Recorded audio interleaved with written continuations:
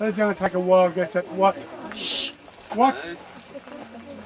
of bark that size would have been used for. A canoe. A canoe tree, yeah. So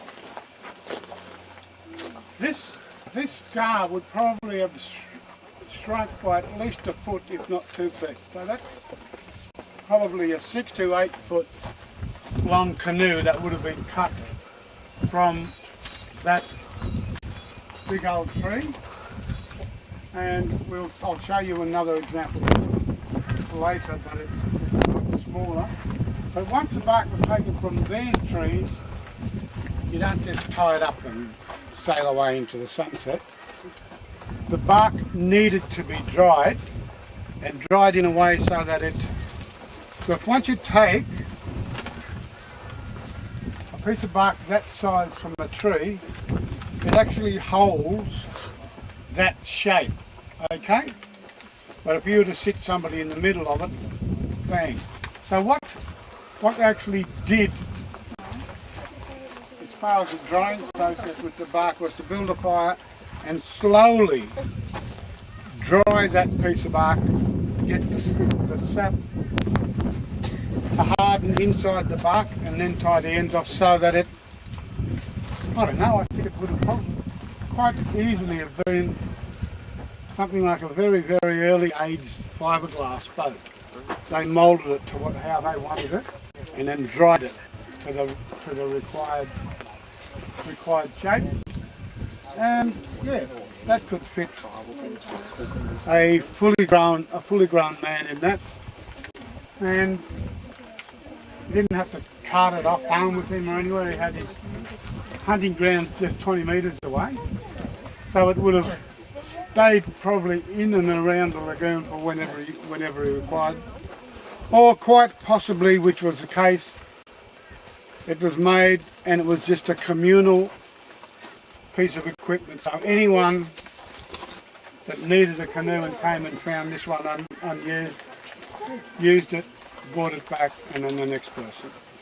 So it was a community asset, if you like. And I'll show you up to another scarred tree, which is significantly smaller, but that would have been used not so much, as far as I know, for shields. There was not a lot of warring happening around the traditional Murrays here. So most of the smaller scarred trees, the pieces of bark taken were just formed into carry baskets. So they carried either little children or they carried utensils and fire-making implements to the next campsite. Okay, the scale on this tree, as you can see, compared to the last one, is significantly smaller. And as I said earlier, it would have been primarily, that piece of bark would have been dried in a similar process to how they did the canoes, dried slowly over a flame or hot coals, shaped to the required shape, and it would have been used to carry infants or cooking and digging and fire making utensils that were probably just a bundle of little implements, just somewhere handy to throw them, and then just away we go.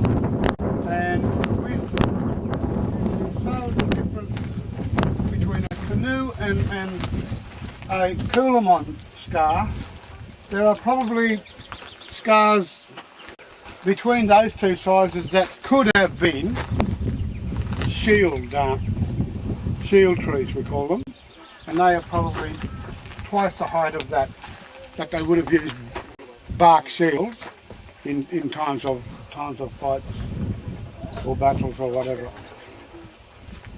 So do we have any questions regarding Why would you make a bark shield? Why would you make a bark shield? Why? If someone's throwing bundies, i.e. sticks or rocks or whatever at you, a piece of bark a half an inch or more thick. What about a spear? A spear, that's why when they dried them over a heat, the resin inside that's living bark. Yeah. The resin inside that sets, And if you'd have been listening back at the last tree, it would have been an early form of fiberglass. So if all you had to, if your weapons were only spears, a semi-fiberglass piece of bark would almost make you bulletproof. Okay? They may not have been much use if someone had a 4x2 size club and it's going to whack you. But someone throwing a spear or a rock or whatever from a distance, I think it would have been reasonably effective.